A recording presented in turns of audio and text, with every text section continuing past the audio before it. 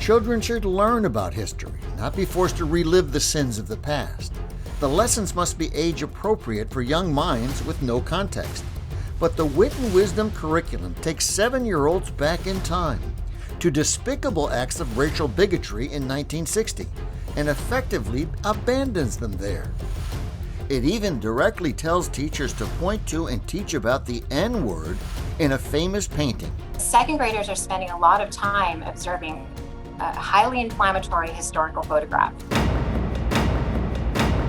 So they really want the children to see the hatred in these photographs. Second graders read 2 books about Ruby Bridges, the first black child to go to an all-white school in New Orleans. One book illustrates her walk past the racist mob who didn't want her to go to the white school. The other book contains photos of the crowd and the racist signs of the time. We want white tenants in our white community.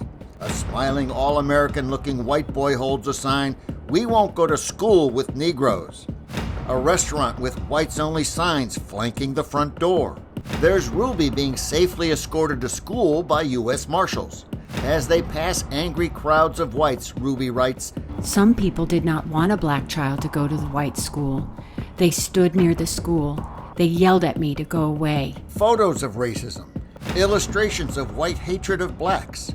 The Wit and Wisdom curriculum forces second graders to study both the images and words of bigotry and discrimination for weeks. So it's almost as if they had designed this to make innocent white children of today feel guilty for other people's sins and mistakes of the past.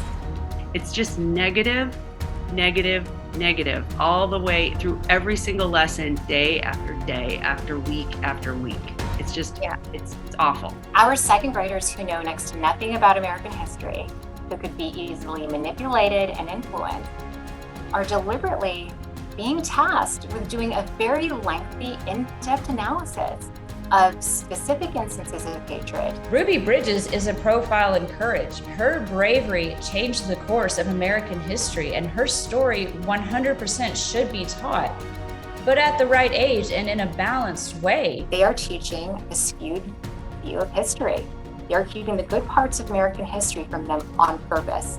They are focusing only on the bad parts repeatedly.